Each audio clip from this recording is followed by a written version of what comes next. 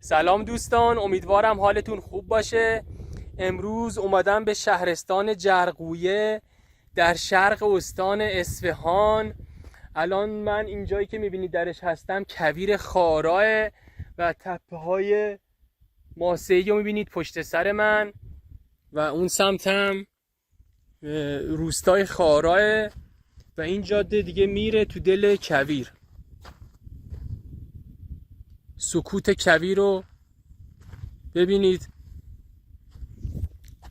خب الان میخوام برگردم به سمت خارا و برم داخل شهر حسن آباد جرقویه، بریم ببینیم چی داره برای دیدن.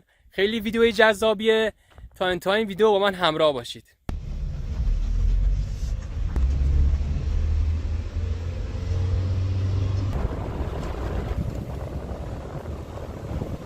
دوستان من الان تو شهر حسن آباد هستم. اولین جایی که میخوام به شما نشون بدم این چشمه پشت سر منه. خیلی جالبه که تو کویر چشمه‌ای به این شکل وجود داره با آب کاملا زلال.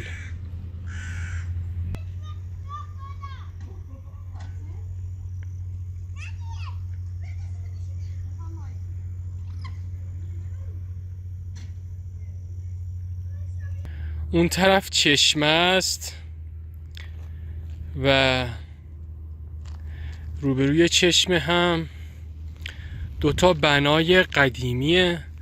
میخوام برم از نزدیک اینجا رو ببینم.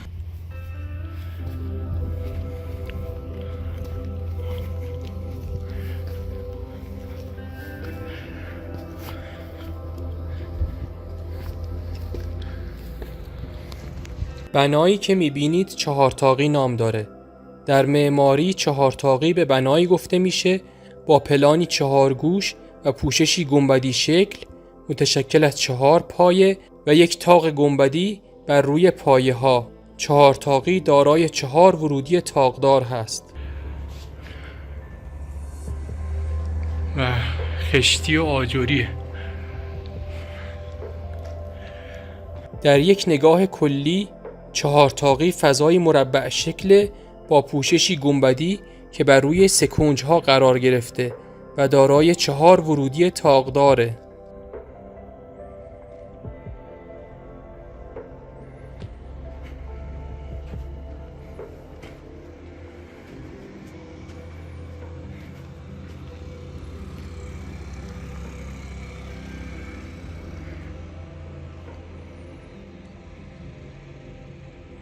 من از این راه پله اومدم روی پشت بام این بنای مربع شکل.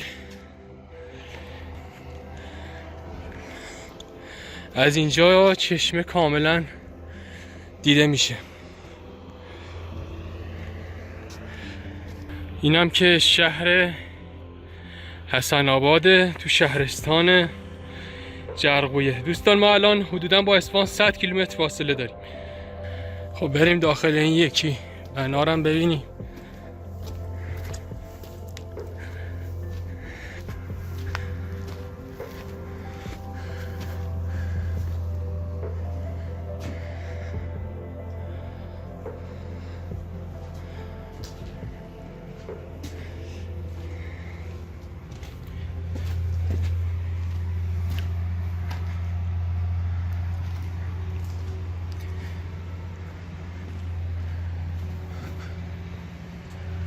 یه گنبد داره اینجا. کاش اطلاعاتی چیزی زده بودن لااقل اینجا مال چه زمانیه، کاربریش چی بوده.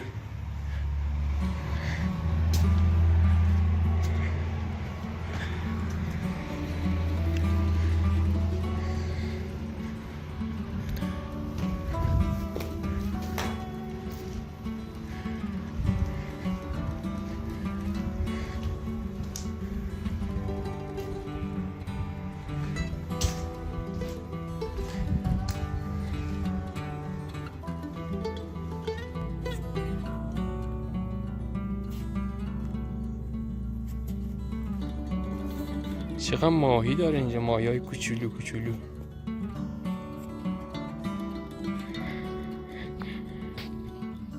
دوستان از این خیابونی که پشت سر من هست اسمش خیابون دژکوه. این خیابون رو میایین تا انتها و میرسید به این کوه. حالا این ارتفاعی هم نداره و میرسید به این دژی که و این قلعه‌ای که روی کوهه. بریم یک کم جلوتر و اینجا رو از نزدیک ببینیم. من از این کوه اومدم بالا. این شهر حسن آباده و اینم این قلعه که روی این کوهه. از اون در بریم داخل ببینیم داخلش چجوریه.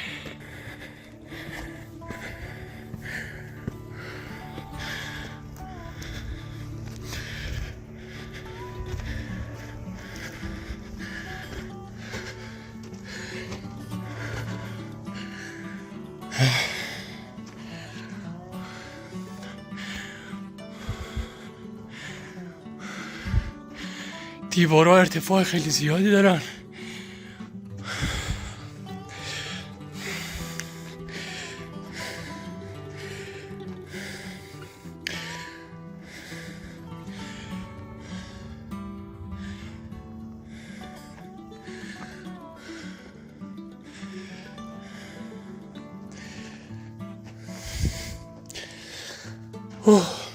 خسته شدم.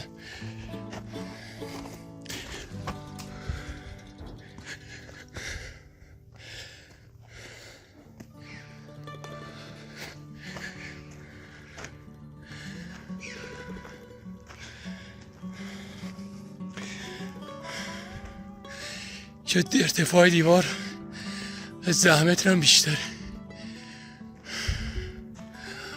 اینجا احتمالا کاربرد نظامی داشته.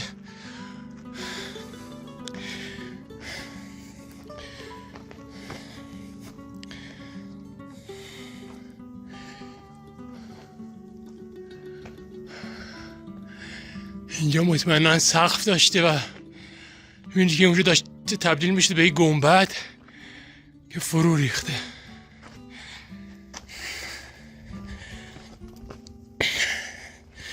رو سنگ این کوه بنا شده اینجا.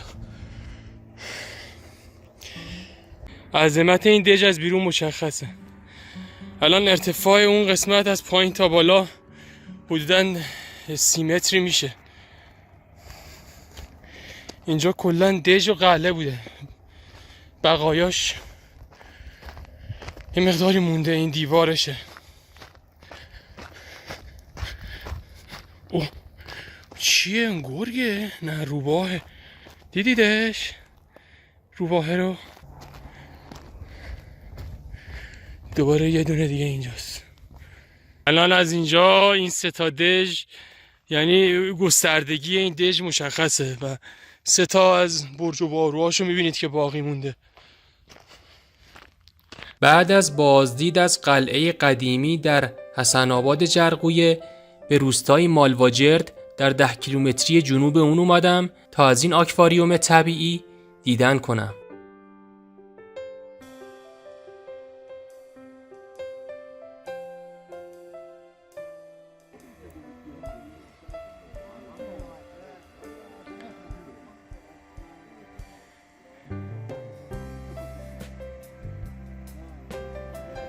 ماهی بزرگا رفتم پایین.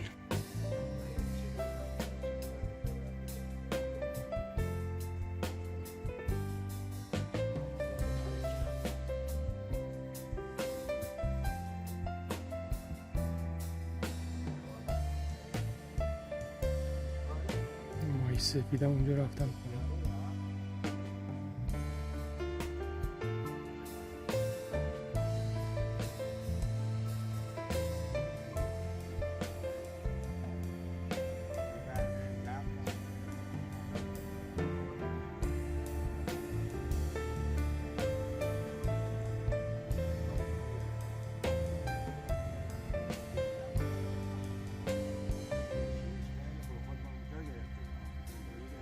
این روستای مالواجرد یه قلعه قدیمی هم داره.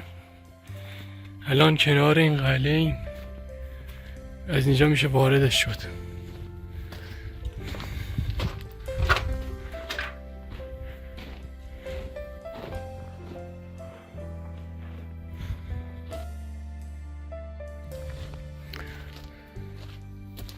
بله الان ما داخل قلعه روستای مالواجرد.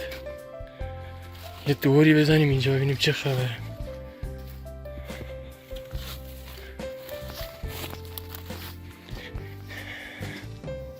این قلعه‌های قدیمی تو خیلی از شهرها و روستا هستن، منتها دیگه کسی کاری برای نگهداری و مرمتشون نمیکنه.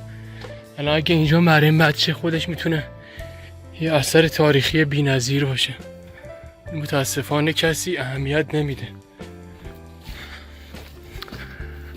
ببینید دیوار قلعه کاملا سالمه. اینا همه یه روز مسقف بودن، اینجا آباد بوده، تا الان دیگه چیزی ازش نمونده، چیز زیادی. من اومدم اینجا، ببینید یکی از اتاقای این قلعه هنوز سالمه کامل و مسقفه.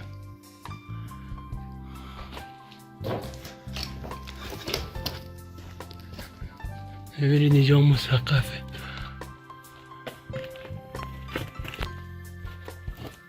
دوستا من وارد یکی از دژای باروهای این قلعه شدم.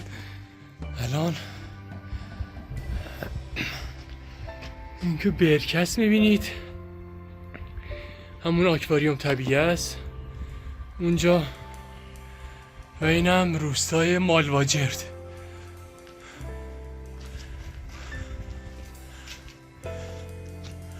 اینم داخل قلعه روستای مالواجرد.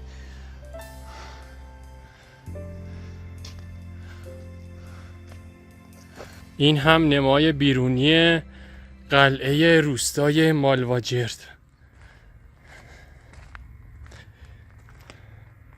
دوستان این بنای تاریخی هم که یه برج کبوتره رو کنار روستای مالواجرد من دیدم. خوشبختانه اینجا رو دارن مرمت میکنن و نگهداری میکنن. خب این داخل برج کبوتر رو بریم ببینیم. اینا محل نشستن پرندگان و کبوترها بوده که زمانهای قدیم فضله هاشون رو جمع آوری میکردن، به عنوان کود استفاده میکردن.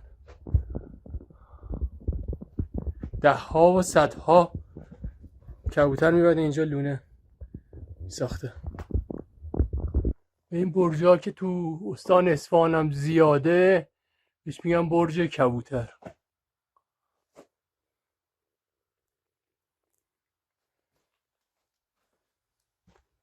از این راه پلم میره به سمت بالای برج. خب دوستان من دارم از روستای مالواجرد برمیگردم به سمت شهر حسن آباد و دیگه میخوام کم کم برم اصفهان. امیدوارم از این ویدیو لذت برده باشید. بیایید اینجا شهر جرقویه، برید تو کویر، تو تپه های ماسه‌ای بچرخید، بیایید از این آکواریوم طبیعی دیدن کنید، دیگه برید از اون دژ بازدید کنید، برید از اون چشمه بازدید کنید. اینا دیدنی هایی بود که تو این سفر من تونستم به شما نشون بدم. امیدوارم براتون مفید و لذت بخش بوده باشه این ویدیو. برای حمایت از کانال سابسکرایب کنید، ویدیو رو لایک کنید و برای دوستاتون بفرستید. ممنونم. تا ویدیو بعدی، خدا نگهدار.